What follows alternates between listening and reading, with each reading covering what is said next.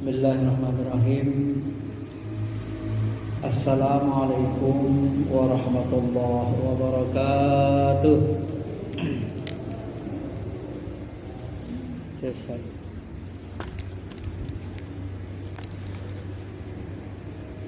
Alhamdulillahirabbil alamin wal aqibatu lil muttaqin wala 'udwana illa 'alal zalimin. Asyhadu an la ilaha illallah wa rabbuna rabbul alamin wa asyhadu anna Muhammadar Rasulullah sayyidina sayyidil mursalin. Allahumma shalli ala habibina syafi'ina wa maulana Muhammadin wa ala alihi wa sahbihi ajma'in. Amma ba'd. Ma'asyiral muslimin, jamaah salat duha. Walaupun mungkin bapak-bapak dia nggak sholat duha ya, mudah-mudahan kita termasuk ahli duha juga ya, jamaah duha yang dirahmati Allah Subhanahu Wa Taala.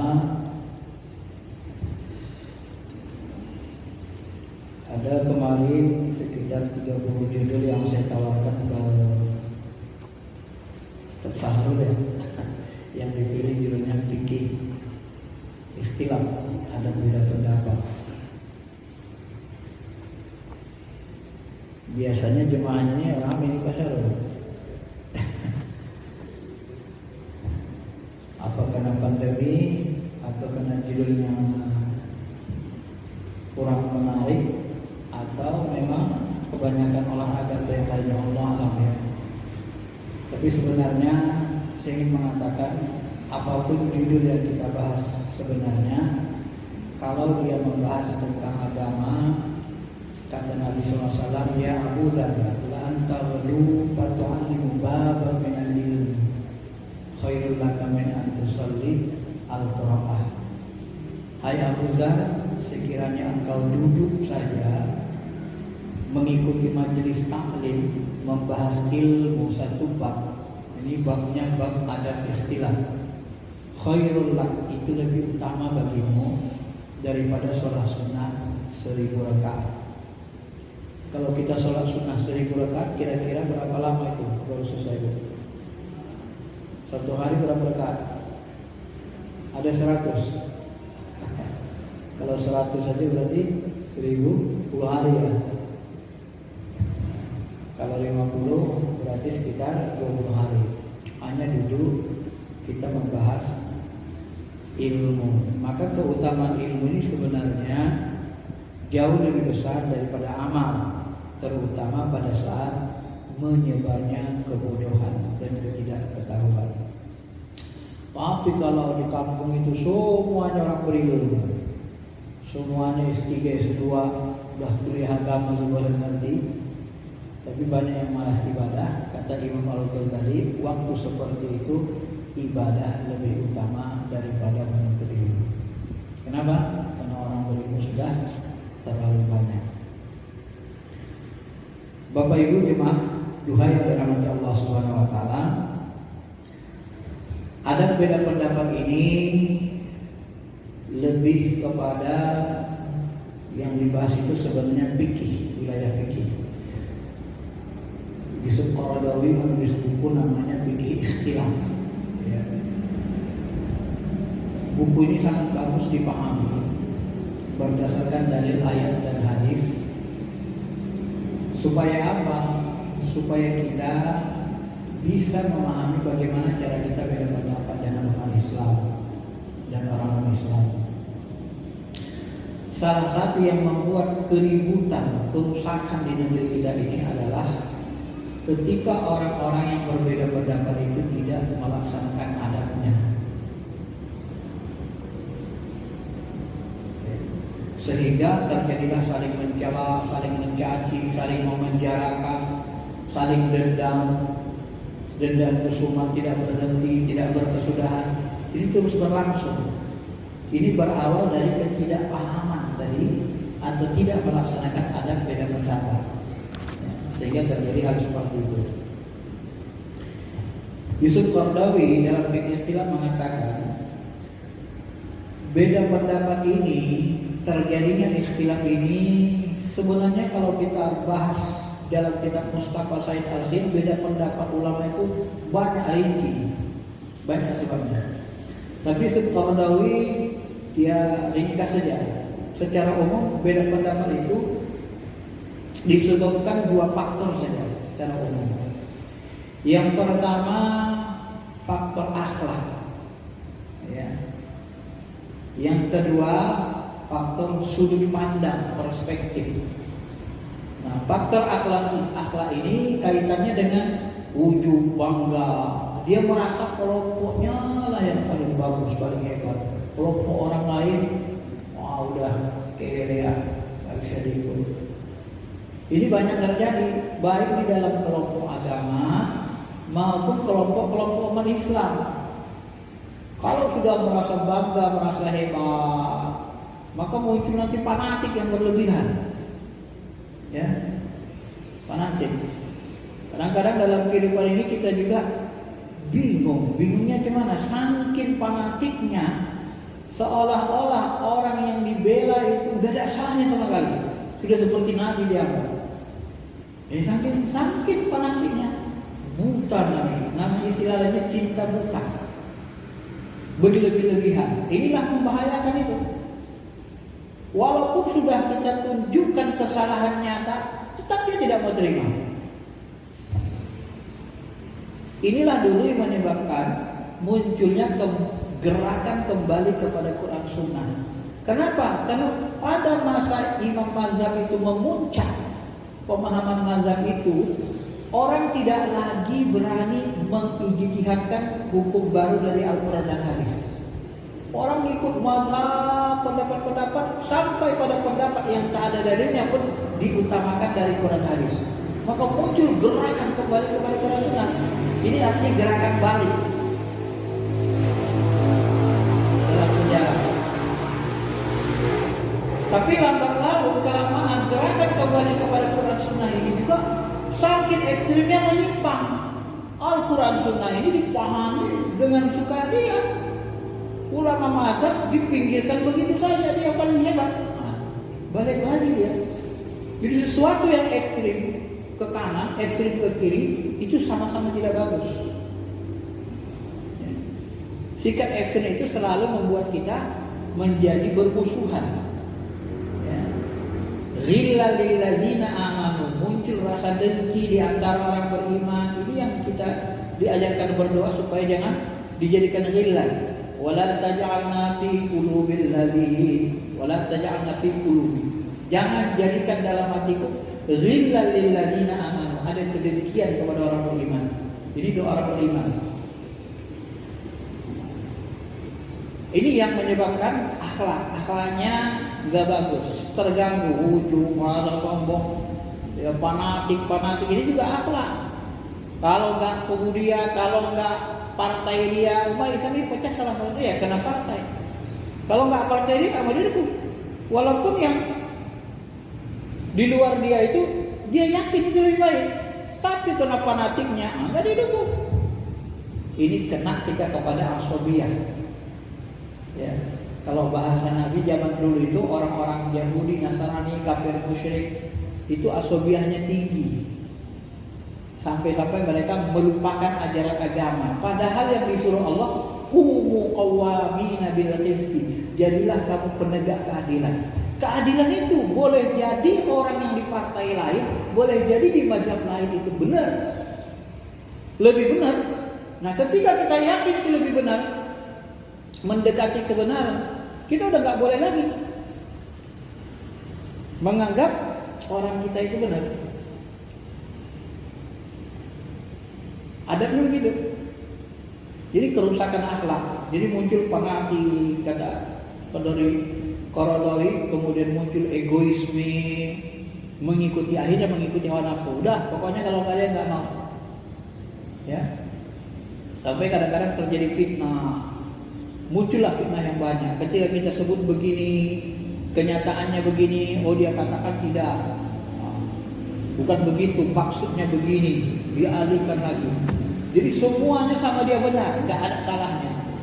Padahal siapapun manusianya, kalau bahasa Imam Malik, ya, ketika Imam Malik berbicara tentang perbedaan pendapat, perselisihan, apa kata Imam Malik? Tidak ada ulama, tidak ada orang besar yang tidak dikritik, yang bebas dari kritik, kecuali pemilik kuburan ini. Giliran Nabi, ulama udah gak berani mengkritik Nabi. Tapi giliran ulama, mana ulama yang bebas dari kritik? Nggak ada. Imam Syafi'i dikritik oleh ulama-ulama mazhab. Imam Malik juga dikritik, disalahi, berselisih, berbeda pendapat dengan imam yang lain. Imam Hanafi juga sama. Ini kalau dalam fikih. Bahkan di kalangan sahabat itu, perbedaan pendapat itu satu hal keniscayaan, nggak bisa dihindari. Maka nanti kalau kita telusuri ke dalam, ya sampai-sampai Umar bin Abdul Aziz itu ngomong apa? Dia katakan, saya tidak senang kalau sahabat Rasulullah SAW itu tidak beda pendapat. Nggak senang dia, nggak suka dia kalau sahabat itu semuanya sama pendapatnya. Kenapa? Kalau mereka tidak beda pendapat, niscaya tak ada rukhsah, tak ada keinginan dalam melaksanakan agama.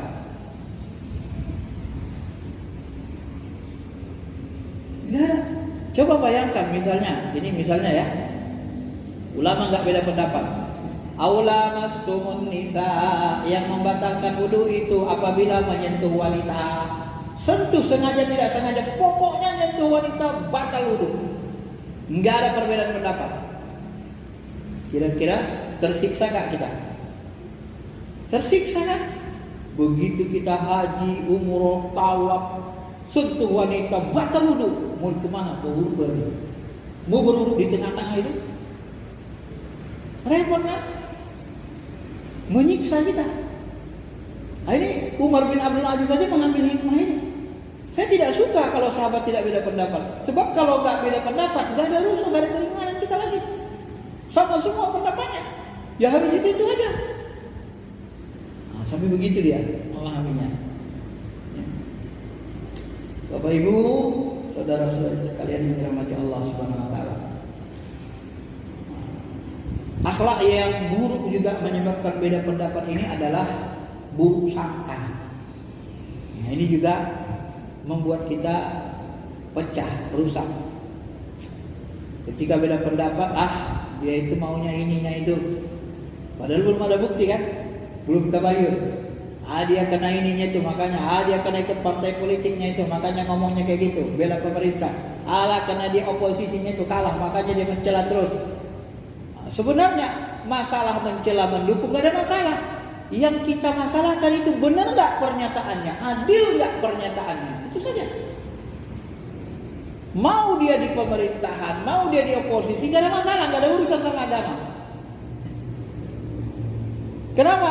Ya orang di pemerintahan baik, di luar pemerintahan juga baik. Tapi benar gak omongan dia gitu? Sesuai gak dengan Al-Quran hadis? Baik gak omongan dia? Ikut koridor agama, koridor hukum ke omongan dia. Kalau ikut, dia benar walaupun dia di pemerintahan. Kalau nggak ikut, ya dia salah walaupun dia di pemerintahan atau di luar. Ya. Dan tidak selamanya orang benar itu berkuasa, belum tentu. Kalau kita mau ambil logika sejarahnya, ya, sejarah itu selalu dibentuk oleh orang yang menang. Orang yang menang, orang yang berkuasa selalu dianggap sebagai orang yang benar. Orang yang menang itu selalu dianggap benar.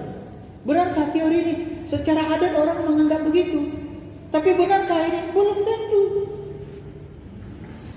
Kalau kita mau fair, Imam Ali kalah politis dengan Muawiyah. Siapa yang lebih mulia, Imam Ali dari Muawiyah? Jumhur sepakat Imam Ali khalifah keempat, lebih mulia dari Muawiyah. Tapi kenapa bisa menang Muawiyah? Kenapa Allah tidak membela Ali? Kan susah ini jawabnya Bapak Ibu. Susah kan? Lalu Hasan Husain kenapa terbunuh? Kenapa orang soleh terbunuh? Kenapa Yazid yang berkuasa menggantikan Muawiyah? Jadi yang menang itu belum tentu yang terbaik, yang benar. Belum tentu. Maka ukuran benar salah, ukuran menang kalah itu sejauh mana kita istiqomah dalam menetapi kebaikan. Baik kita di posisi penguasa atau di posisi oposisi. Itu kalau dikaitkan dengan dunia politik. Kalah kita misalnya, ya, nggak apa-apa, ganti buat baik terus. Jangan kita buat perbuatan-perbuatan buruk, menyerang-nyerang dengan tidak baik, dengan cara yang tidak halal. Nggak boleh. Menang kita, ya berbuat baik terus, istiqomah terus dalam kebaikan.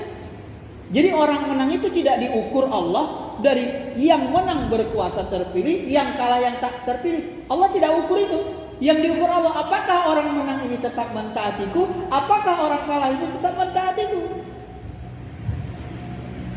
Jadi menang kalah dalam pandangan Allah bisa tidak sama dengan menang kalah dalam pandangan manusia. Nah, Bapak Ibu yang dirahmati Allah Subhanahu wa taala. Maka kerusakan akhlak itu membuat faktor beda pendapat itu rusaknya akhlak, faktor akhlak, buruk sangka, suka menuduh. Ya. Dia menang tuh karena curangnya itu, karena gini. Mana buktinya? Ini buktinya. Masuk pengadilan, diputuskan hakim. Ternyata buktinya tidak kuat. Tidak penuh buktinya. Hakimnya itu curang, sudah disogok gini. Mana buktinya? Ya cari terus lah. Gitu kan? Gak boleh kita menuduh-nuduh tanpa ada bukti.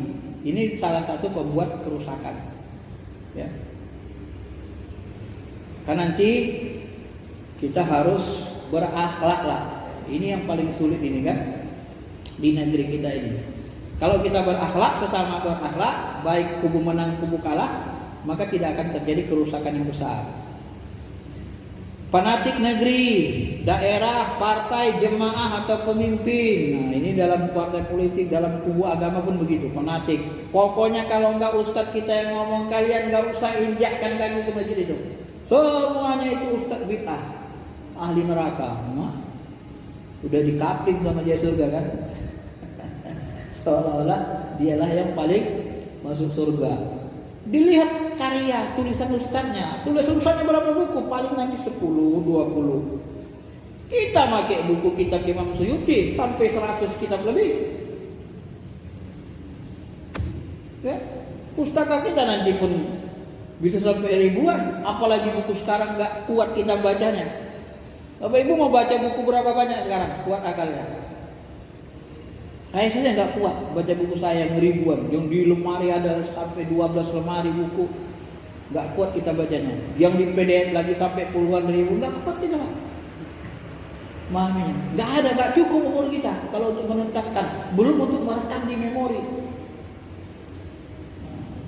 Maka disuruh Allah tuh belajar Iqra bismi rabbikal ladzi khalaq, khalaqal insana min 'alaq, Iqra wa rabbukal akram. Iqra. Berkali-kali disebut Iqra, baca. Kenapa disuruh baca? Suruh baca itu mengulang supaya ingatan kita kuat. Sebab ilmu ini kalau enggak kita ulang-ulang, kita baca, lupa. Dulu kita ngerti, hilang hafalan hadis itu dari pikiran kita. Ketika ngomong, head blank, enggak keluar dia. Salah pendapat kita, tapi kita pikir benar. Mau sehebat apapun hafalannya, seperti Adi Hidayat, itu tetap aja salahnya ada. Ya. Pasti dikritik orang. Contoh, dia sebut misalnya hadis tentang fadilah Ramadan, dianggap itu dhaif. Padahal Ibnu Hibban mensahihkannya.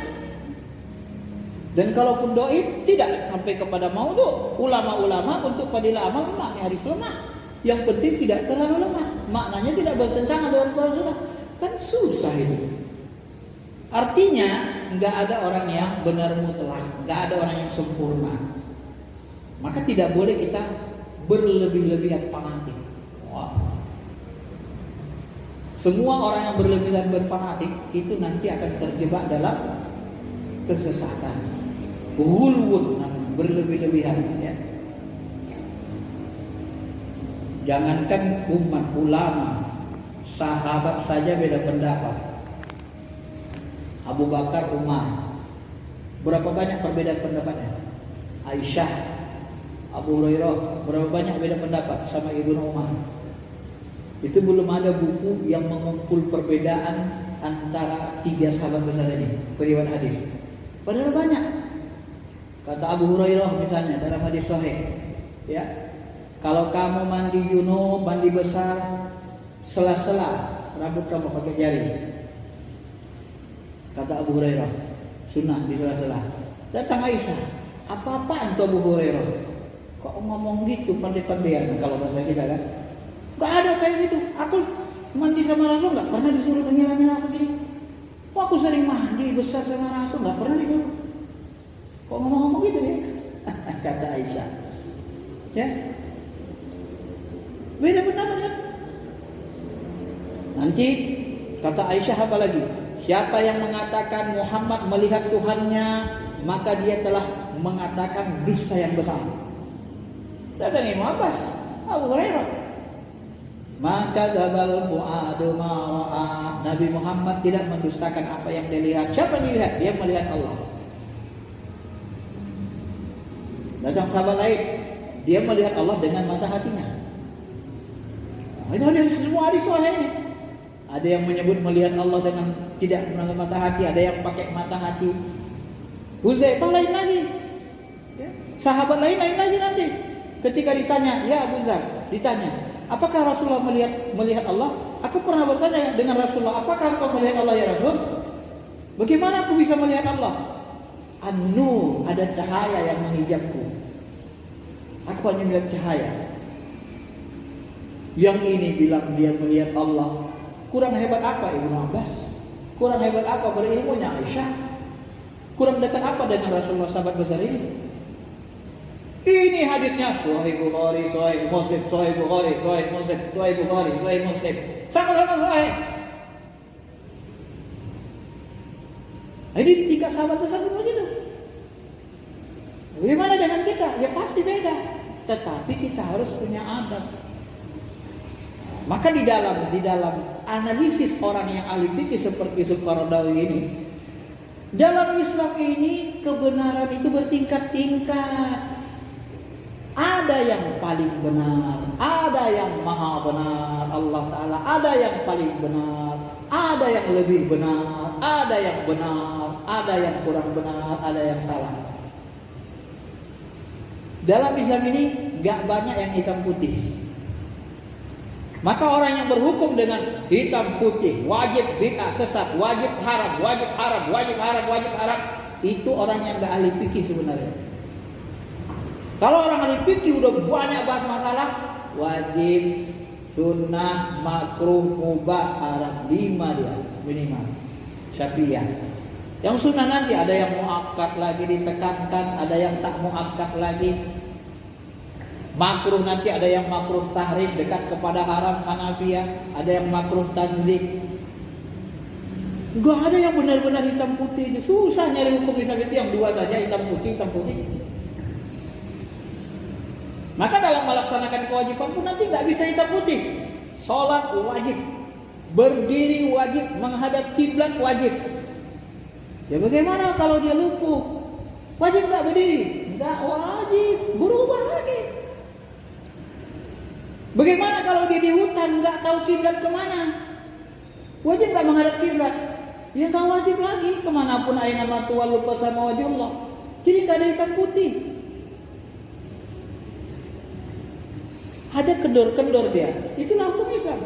Jadi karena terjadi kendor-kendor begitu, kenapa kita berhukum itu? Wah, bid'ah, sesat, neraka, sunnah, bid'ah, sesat, neraka. Ini kan repot umat ini dibuatnya. Lama-lama berarti tegang semua kan? Bisa-bisa mati berdiri. Ya ustaz-ustaznya pun seram-seram wajah-wajahnya. Kenapa? Di kepalanya cuma kalau nggak surga neraka. Kalau nggak surga neraka. Gawat ustaz ini kan. Nggak bisa begitu, dia harus tasamu. Maka ciri karakter hukum Islam itu kata Islam tasamu. Ya, dia ciri karakternya toleransi, dia wasitoh, tengah-tengah. Maka kistun artinya adil. Adil itu di tengah-tengah, tidak ekstrim kanan, tidak ekstrim kiri. Itu karakter syariat Islam begitu. Dia tidak ekstrem kanan, tidak ekstrem kiri, dia di tengah-tengah. Muksid, kosato, kostun, itu kan adil. Kistun, jadilah kamu penegak keadilan. Kistun, kosato itu arti tengah. Wasato, tengah, wasit, penengah. Lebih orang adil itu orang yang menengahi. Maka kita ini disebut ummatau wasato. Kamu adalah kuntum khaira ummah, kamu umat terbaik. Tetapi diberi karakter, kita ini adalah ummatau wasato, umat yang menengahi, pertengahan yang adil. Tidak terlalu ekstrem kanan, seperti orang yang semuanya kafir kalau nggak ikut aku, semua neraka. Tidak ekstrem kiri, semuanya boleh, penting rasional, masuk akal. Ayat Al-Quran hadis pun ditentang sama dia, seperti orang liberal misalnya kan. Nggak peduli dia dengan Al-Quran, kalau nggak rasional nggak tangkap, buangnya. Ini ekstrim, sama-sama jeleknya. Yang bagus itu sebenarnya di tengah, adil. Ambil yang baik dari sini, baru gunakan dialektika. Makanya, ya. Maka tafsir terbaik itu kalau bahasa Qardawi, tafsir yang menggabungkan kekuatan wahyu, Al-Quran hadis, Quran sunnah dengan kekuatan akal, rohyu dan ilmu pengetahuan modern. Itu digabung semua. Itulah tafsir terbaik. Maka muncullah, lahirlah nanti dia moderat, moderasi, Islam moderat namanya. Moderat itu tidak kaku, tidak ekstrim, ya. Bukan liberal, beda moderat sama liberal. Kalau liberal bebas. Dia nggak peduli wahyu, tabrak-tabraknya aja, nggak peduli dia ijma ulama, dilangkahinya aja. Kebahagiaan dari rahmat Allah Subhanahu wa taala. Yang kedua, penyebab perbedaan pendapat ini kata Yusuf Qaradawi adalah sudut pandang pemahaman, pemikiran. Kadang-kadang tokoh itu memberikan perumpamaan, ya. Perumpamaan, ada kadang-kadang kisah-kisah begitu ditulis seseorang. Misalnya kalau sekarang kita lihat jam berapa? Tengah 9. Kalau ahli agama melihat jam tengah 9 ini, apa yang terpikir sama dia? Kalau dia ustadz ulama, sudut pandangnya apa? Apa yang terpikir sama dia? Ini belum sholat duha, ya kan? Masuk waktu duha. Kalau guru-guru matematika, dia lihat tengah 9, apa yang terpikir sama dia? Kalau ibu-ibu rumah tangga, dia lihat tengah 9, apa yang muncul dalam pikiran dia?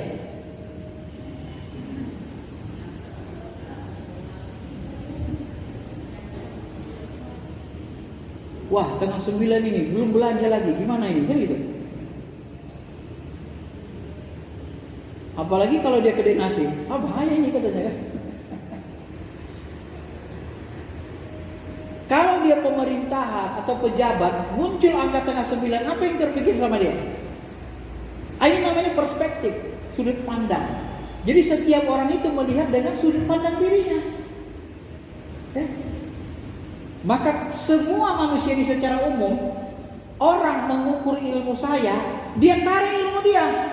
Dia ukur ilmu saya dengan ilmu dia. Misalnya begitu. Ini nggak ngerti Ustaz ini. Hafalan hadisnya dikit katanya. Begitu dia bicara di depan umum, saya ukur juga dengan ilmu dia. Ini nggak ngerti Ustaz ini, nggak ngerti fikih, kaidah-kaidah syariat. Cuman tahu pemahaman tekstual hadis saja. Dia muncul seperti itu. Kalau saling menyalahkan tadi, maka setiap orang ini akan mengukur, melihat dalam perspektif ilmunya. Semua kita begitu, tidak bisa tidak. Pada umumnya. Nah, mampukah kita untuk menahan diri tidak mencela bahwa setiap orang punya kekurangan, setiap orang harus melengkapi satu sama lain? Maka kita tidak boleh disuruh ujub, kan? Dilarang, tidak boleh ujub. Karena tidak ada orang sempurna. Maka ketika Imam Malik dengan Imam Syafi'i berdialog, datang Imam Syafi'i ke tempat Imam Malik, dikasih anggur. Apa kata Imam Malik? Alhamdulillah ya Allah, tadi pagi aku pengen makan anggur, ini udah kau kirimkan, datang anggur itu ke depan aku. Apa Imam Syafi'i bilang? Alhamdulillah Syekh, alhamdulillah guru. Tadi aku pagi-pagi keluar dari rumah, berusaha lah aku nyari kesana kemari, dapat duit aku belikanlah ke anggur. Inilah anggur yang aku bawa ini ke rumah tuan. Kalau tadi aku gak keluar rumah mungkin gak dapat duit aku tadi katanya. Imam Malik gak perlu keluar, datang dia. Akhirnya Imam Malik tersenyum, Imam Syafi'i tersenyum. Apa maksudnya itu? Ada orang yang yakin dia berusaha dulu baru dapat uang. Ada orang yang yakin tanpa keluar dia dapat uang. Dia bisa minta ke Allah. Jadi keyakinan ini nggak bisa dipaksakan. Maka kalau sudah masuk wilayah keyakinan nggak bisa lagi kita paksa. Susah. Kita hanya bisa ngasihkan pemahaman. Kalau orang berusaha dia kerja dapat pahala kerja usaha. Kalau orang yakin yang Allah membagi rezeki, dia banyakin ibadahnya. Memang yakinnya begitu. Ya, dia yakin mau dapat tidak dapat pun tidak ada peduli sama dia. Tapi dia yakin dan dia tidak terlalu membutuhkan itu. Misalnya hanya pingin saja, ya sudah. Maka Imam Hasan Basri ketika dia sholat di masjid kan berzikir, habis sholat zikir, dia munajat ke Allah. Tiba-tiba datang seorang hakim, ahli fikih, dia imam tadi. Syekh, kamu kenapa nggak pergi keluar kerja? Ya, kalau kamu nggak kerja gimana kamu masih makan anak istri kamu katanya. Dilihatnya wajahnya. Anda yang imam tadi ya? Ya katanya. Astagfirullahaladzim. Kayaknya batal sholatku ini. Diulanginya sholatnya. Coba yang satu memandang kena nggak kerja langsung ke syariat, kena ulama fikih. Yang ulama hakikat ini nggak percaya sama Allah ini. Aku lagi ibadah saja diganggunya. Waktu kerja kan masih panjang, menghasilkan itu kan Allah katanya. Ini imannya nggak jelas ini kali. Sholat lagi ya. Itu sama-sama ulama besar. Satu ulama besar tasawuf, satu ulama besar fikih.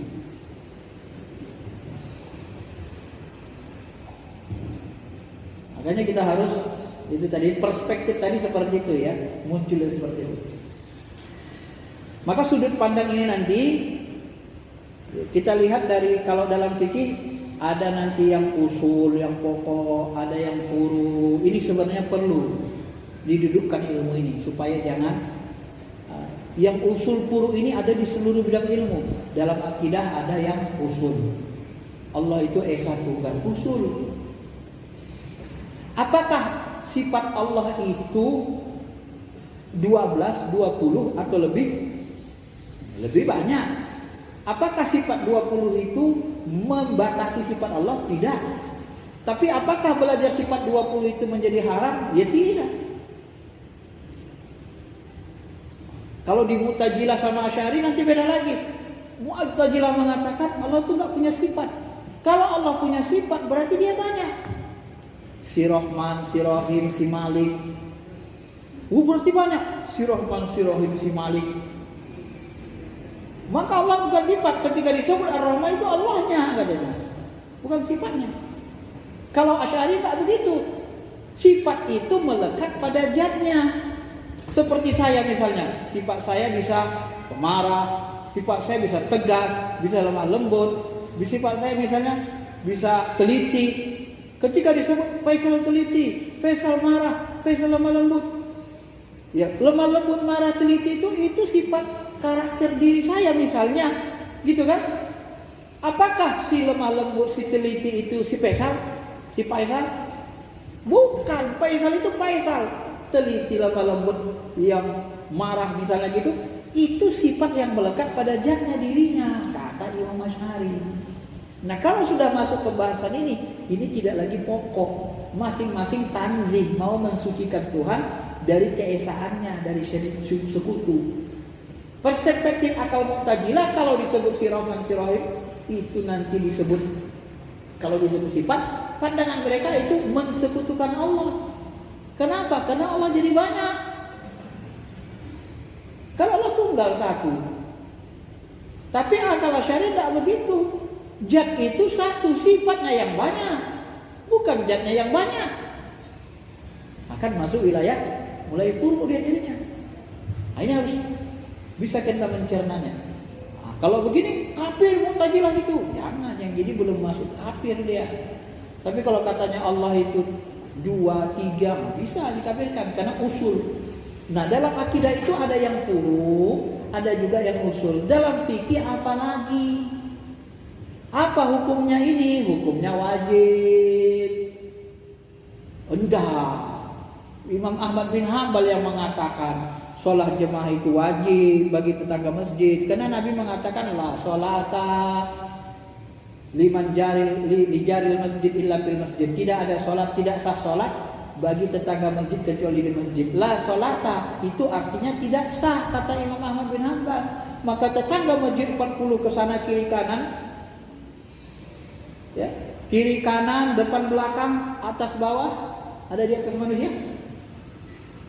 Pokoknya 40 ini, 40 tetangga ini dari masjid, tetangga masjid kan 40 rumah. Kalau tak sholat di masjid, tidak sah sholatnya, kata Imam Ahmad bin Hanbal. Apa dalilnya? La sholata li jalil masjid ila fil masjid. Doa Imam Syafi'i, la di situ bukan la tidak sah, la di situ la tamam, tidak sempurna.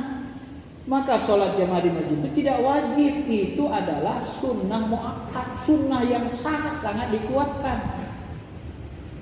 Datang Imam Hanafi, oh itu termasuk ini, bukan sunnah muakkad, itu termasuk fardu kifayah.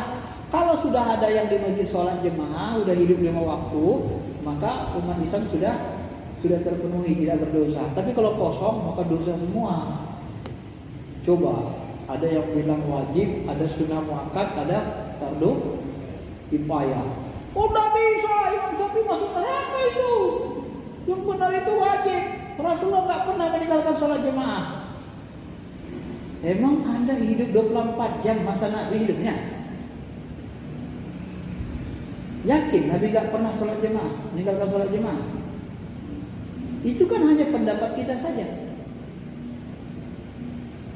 Pendapat kita saja. Bagaimana waktu Nabi perang, waktu Nabi misalnya tidak bersama sahabat? Apakah memang betul semuanya berjemaah? Kan tidak bisa juga kita pastikan. Tapi memang ada sebuah keyakinan Nabi tak meninggalkan jemaah. Akan tetapi Nabi tidak mewajibkan jemaah. Apa bukti tidak mewajibkan? Kalau seandainya nggak ada anak kecil, nggak ada perempuan di rumahku, bakar rumah-rumah yang sholat di rumah, nggak sholat ke masjid. Ada nggak dibakar Nabi? Dilaksanakan omongannya, dibakar nggak rumah? Enggak. Kalau dibakar Nabi rumah itu wajib main. Tapi karena enggak dibakarnya, oh berarti halangannya ada perempuan, ada anak-anak. Sibuk ayahnya ngurus anaknya, istrinya lagi belanja. Enggak ke masjid bapaknya. Ya kan? Nah, jadi memang kita harus, memang yang terbaik itu sholat jemaah. Tapi ketika orang meninggalkan yang terbaik, belum tentu dia tidak bisa mendapat yang baik. Apalagi ini kalau dikaji ke dalam lagi ke tasawufnya, apalagi mohon maaf, imamnya pula tak jelas orangnya, sholatnya pun tak khusyuk. Mau disamakannya dia sama Nabi? Kalau nggak sholat sama aku, tak sah kalian semua. Tak bagus sholat kalian dengan coba. Kalau berimam sama dia tak pernah khusyuk. Apalagi bacaannya nggak jelas, misalnya syariatnya nggak bagus. Saya pernah sekali subuh mau ngisi kajian subuh online, masuklah saya ke musola bandar. Ternyata waktu subuh itu tidak berhenti orang sholat berimam. Saya dengarin selama saya di situ dari sekitar 7 imam lah. Itu rata-rata imamnya bacaannya tidak ada yang pas, makhrajnya berlalu. Dalam hati saya, ya Allah, beginilah umat Islam. Rata-rata bersalahan baca Fatihahnya. Ya, kalau Nabi imamnya, iyalah, sangat tekankan sekali. Kalau Anda imamnya, enggak mestilah. Dan kalau sudah ke sana kan sudah susah nanti jadinya. Artinya maksud saya, begitulah perbedaan pendapat itu kalau dirinci. Dia terus akan terjadi. Makanya kita harus mengambil pendapat yang lebih baik sebisa mungkin, mengambil sikap yang bijaksana. Jangan terlalu gampang menghakimi orang. Ini salah, kalau nggak sama aku masuk neraka, nggak boleh gitu. Karena bagaimanapun hukum syariah ini pasti di Puru itu pasti berbeda pendapat, bagi saya tidak. Ya. Maka nanti ada perbedaan Puru dalam sholat, baca Bismillah, Bismillahirrahmanirrahim dijahirkan. Nggak ada hadis sahihnya Umar, Nabi nggak menjahirkannya, Abu Bakar, Umar pun tak menjahirkan.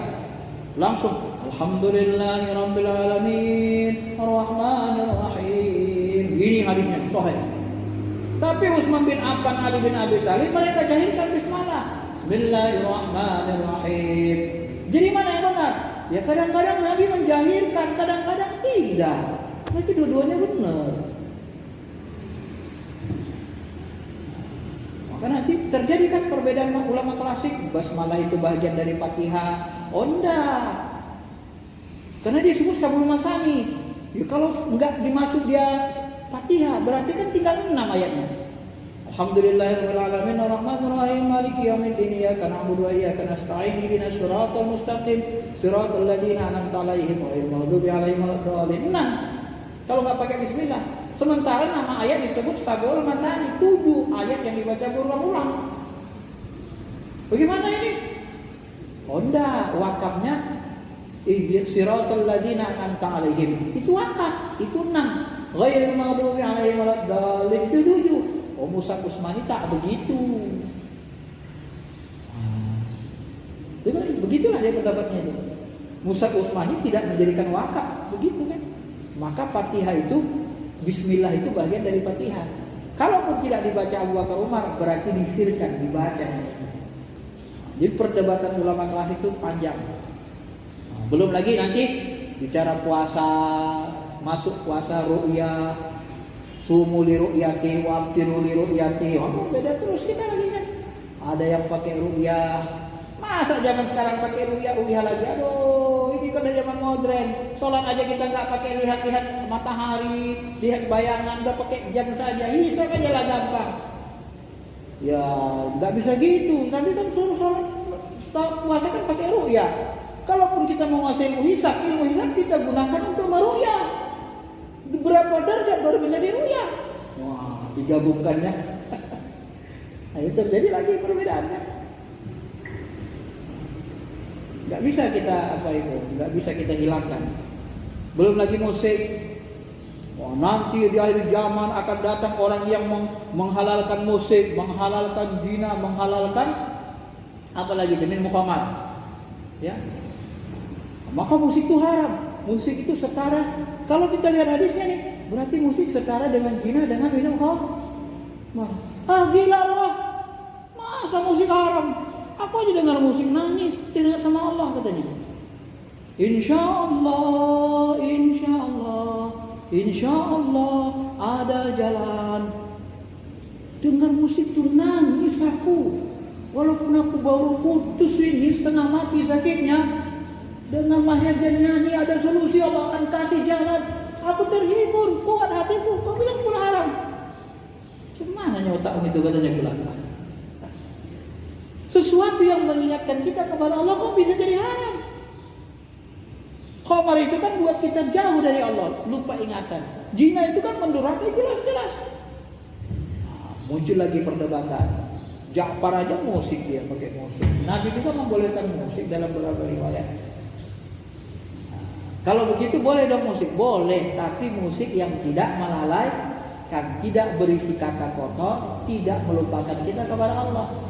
Kenapa boleh musik? Musik itu sama dengan pisau, dia mubah. Boleh nggak kita punya pisau buat pisau? Boleh nggak?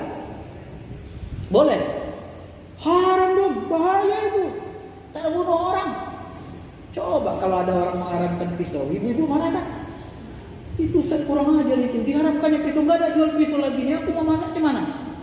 Mau pakai apa masak? Mana ibu-ibu semua kan? Jadi tergantung penggunaannya. Kalau pisau niatnya tadi dibeli untuk bunuh orang, haram. Tapi kalau untuk nyayat sayur, apa masalah? Itu kan bagus. Sama dengan lagu. Kalau pengertiannya itu menghidupkan hati orang, mengingatkan orang kepada Allah, bagus. Tapi kalau digunakan untuk menggelorakan sahabat, haram. Ini fikih namanya. Maka orang berfikih itu wawasannya luas, dia tidak gampang menyalahkan. Jadi hukum fikih itu enggak ekstrim dia, enggak ada ekstremisme. Apalagi dalam masalah begini kan puruk. Orang yang ngerti fikih usul fikih dengan baik pasti tidak ekstrim pemahamannya. Ya, dalam berhukum. Karena memang hukum itu 5, bukan 1. Yang baik itu ada yang saya sebut tadi bertingkat-tingkat yang benar. Ada lebih benar, ada paling benar, ada yang maha benar. Ada yang kurang benar, ada yang benar tapi kurang bijak, ada yang benar tapi kurang bijaksana. Sampai-sampai Yusuf Qaradawi mengutip di sini. Coba apa dia bilang? Nabi SAW bersabda, bacalah Quran itu selama kalian bersatu. Selama Al-Quran itu membuat kalian bersatu, tidak pecah belah. Begitu Quran kalian baca, kalian bertengkar, pecah belah, hentikan baca Quran. Ngeri gak itu Pak? Quran saja disuruh Nabi diberhentikan dibaca. Kalau jadi alat kita untuk pecah belah, saling serang, hentikan menafsirkannya. Tapi selama Quran itu membuat kita bersatu, baca terus. Tapi kalau sudah kita tidak bersatu, pecah belah, hentikan bacaannya itu. Hentikan membahasnya, hentikan mentafsirkannya. Ar-Rahman 'alal 'arsy istawa. Allah yang Rahman bersemayam di atas aras. Tegak-tegangan urat leher lah kita kelahi di situ. Sudah enggak pernah jumpa zat Allah, enggak pernah lihat aras. Ya. Lihat aras enggak pernah, melihat zat Allah enggak pernah, ke langit enggak pernah, ke alam malakut jabarut enggak pernah lihat, mendekati aras enggak tahu. Tapi bersih tegang mengatakan, menafsirkan ini akhirnya berkelahi. Padahal sebenarnya kalau secara adab fikihnya, ya sampaikan saja pendapat kita, udah. Mau terima enggak usah. Tapi jangan orang yang mengatakan ini kafir. Orang yang tidak meyakini Allah istawa ala arsy, tidak bersemayam, tidak duduk di arsy, kafir. Akhirnya banyak orang jadi kafir. Imam Syafi'i saja mengatakan dalam riwayat, siapa yang mengatakan Allah duduk di atas arsy, maka kafirlah dia. Istawa enggak boleh diartikan duduk di atas arsy begini. Ini repot kan? Jadi harus pandai-pandai kita bijaksana. Apa yang dimaksud istawa ala arsy? Oh, ini ayat mutasyabihat. Ayat mutasyabihat ini berat. Yang menafsirkannya hanya ahli ilmu. Ibnu Abbas ketika ditanya, ya Ibnu Abbas, ma makna istawa ala arsy? Dalam satu riwayat disebut, Ibnu Abbas ditanya dalam tafsirnya, Al-Muqbas min Nurin min tafsir Ibnu Abbas. Apa dia sebut? Jawab Ibnu Abbas apa? Gelap. Inilah ilmu yang Allah tak kasih tahu sama kita. Coba dia bilang, ketika ditanya mana istawa ala arsy, gelap. Inilah ilmu yang Allah tak kasih tahu, tak dibongkar ke kita. Kurang hebat apa yang Abbas? Dia ahli takwil, ya kan? Kita enggak ahli takwil, enggak ulama, enggak dekat dengan Rasul, berani-beraninya memastikan makna yang kita punya kan, lalu menghakimi orang dengan segala macam cara. Wallahu a'lam. Ya mudah-mudahan bisa kita pahami dan kita inilah ya. Termasuk nanti perbedaan masalah zakat, kata Yusuf Qaradawi, ini cabang-cabang syariat. Zakat itu boleh enggak pakai uang atau pakai benda. Imam Syafi'i ketat, ihtiyat, berhati-hati. Pakai beras sajalah, makanan pokok. Pokoknya pakai makanan pokok. Karena itu kata Nabi. Dulu mereka adanya uang ada di dirham, tapi enggak pakai di dirham zakat. Oh ada dong riwayat yang di dirham, ada riwayatnya ada.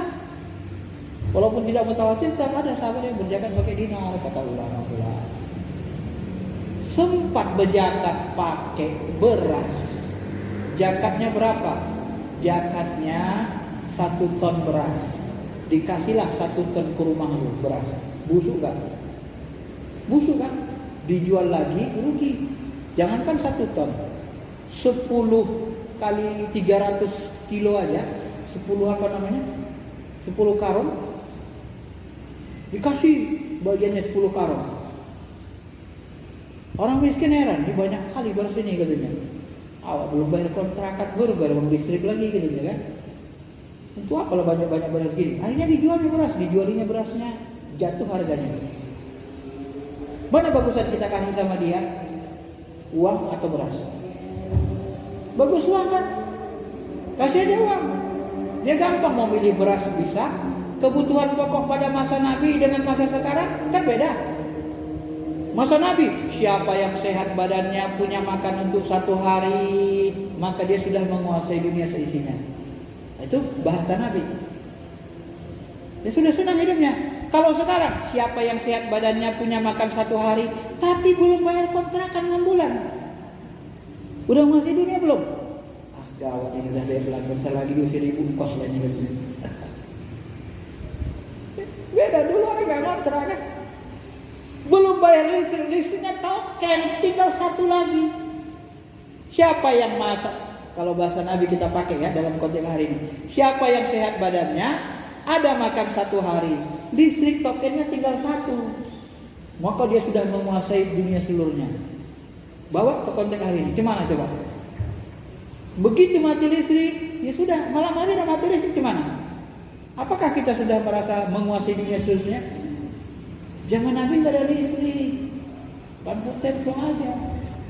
Nah ini harus makna-makna seperti ini harus membuka cakrawala berpikir kita bahwa sebenarnya dalam bahasa Nabi itu pun ada kebijaksanaan, pemahaman-pemahaman yang dia harus dikontekstualkan. Ya. Maka wajar kalau ada ulama mengatakan udah zakat pakai uang saja. Kenapa? Kalau uang dia bisa beli beras, bisa beli token, bisa beli bayar uang kuliah anaknya. Dulu nggak ada, zaman Nabi ada bayar uang kuliah. Uang gojek anaknya kuliah, transportnya nggak ada. Ya kan? Orang sekolah nggak kayak Nabi zaman dulu. Jadi kebutuhan pokok orang sekarang itu lebih banyak. Ini kotanya sudah mau habis, nggak bisa nanti ini WC. Lebih penting lagi di orang sekarang kota daripada kadang-kadang lebih penting kota dari makan siang ya kan? Nggak ada kotanya 1 hari stres dia, tapi nggak makan siang sehari, masih bisa lah. Pokoknya pagi malam masih makan kan gitu. Jadi kebutuhan itu bergeser, karena bergesernya keadaan kondisi. Maka selalu saja kalau kita pahami Bapak Ibu, maka berubah-ubahnya nanti syariat Allah itu likulli ja'alnakum syir'atan wa minhaja. Setiap umat ini ada syariatnya masing-masing berubah. Syariat Nabi Adam begini, Nabi ini begini, Nabi ini begini. Zaman Nabi, karena Nabi Muhammad Sayyidul Anbiya tidak dirubah. Yang tidak dirubah apa? Pokoknya, usulnya, bukan puru cabangnya. Kalau puru cabangnya tidak bisa. Memang dia menuntut perubahan. Nggak bisa. Dia menuntut perubahan. Nggak bisa kita persis sama. Ya. Maka nanti di situ harus kita pahami. Sehingga nanti kita harus sebenarnya ya pandai-pandailah bertoleransi. Itu masalah ibadah, masalah amalia banyak lagi. Apakah pemimpin kafir boleh, pemimpin wanita boleh atau tidak? Masalah perbaikan negara, memperbaiki negara gimana caranya? Apakah kita harus dari pendidikan dari bawah atau dari pemerintahan? Ini kalau pemerintahnya jalim menghina Islam, membiarkan para penghina Islam nggak ditangkap, nggak dia bayar, apakah kita harus berontak? Kita ambil alih kekuasaan dengan pertumpahan darah supaya jangan ada lagi yang menghina Islam, atau dari bawah saja?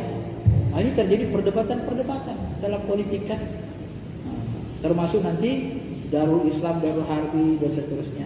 Banyak sekali. Termasuk dalam pemahaman tauhid, filsafat, ilmu kalam, termasuk dalam hal-hal umum. Boleh nggak dokter itu melakukan eutanasia? Ini diyakini orangnya nggak bisa sembuh lagi. Suntik meninggal. Sebab kalau nggak disuntik meninggal dia tersiksa karena dia jantungnya sudah rusak. Dalam secara medis tidak mungkin lagi sembuh. Dan keluarganya tidak mampu membayar uang operasional rumah sakit. Boleh nggak suntik meninggal cepat? Ini kan masalah juga kan? Oh nggak boleh. Tapi secara ilmiah diyakini daripada memberatin orang nanti keluarganya lagi. Ini masuk dalam masalah bidang sosial dan bidang umum.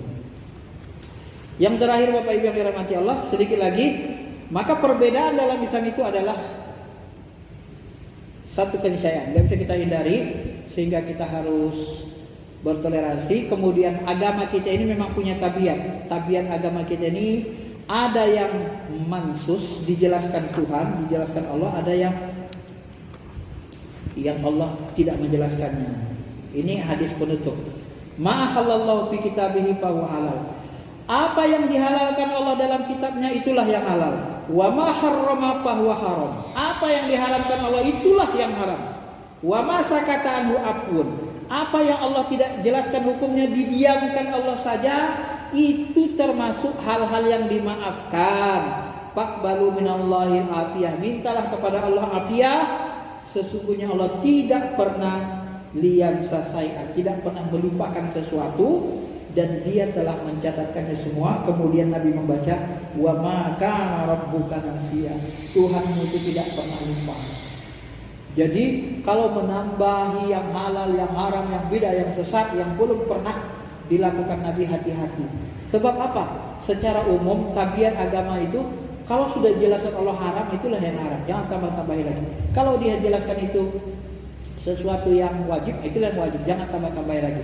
Kalau ada penambahannya harus pakai ilmu, berujudnya. Jangan sembarang-sembarang. Asal tak dilakukan Nabi, sesat masuk neraka, nggak boleh. Belum tentu. Karena banyak yang tidak dilakukan Nabi yang baik. Ya. Tidak ada kaidah asal tak dilakukan Nabi haram, sesat, nggak ada. Ibadah mah dong, ibadah mah dong. Ada yang pokok, ada yang buruk. Kalau yang pokok haram, kita sepakati. Kalau yang buruk, tetap saja nggak dicontohkan Nabi.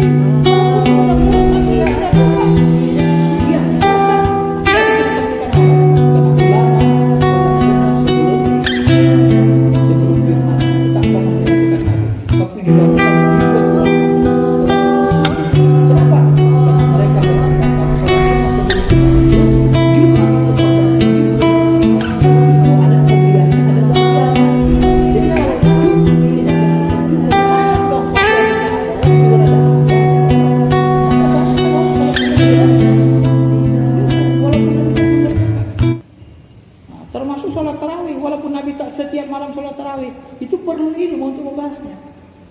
Tidak selamanya tidak dilakukan Nabi itu sesat. Dan tabiat manusia dan alam kehidupan beda, suku Batak, suku Jawa, Sunda, ya suku Timur lagi nanti beda karakternya. Ini yang menyebutkan kita nanti membuat harus bertoleransi dalam perbedaan. Belum lagi tabiat bahasa Arab. Bahasa Arab itu ada yang umum, ada yang khas, ada mutlak, ada muqayyad, ada isyarat, ada mubham. Ini dibahas di dalam usul fikih.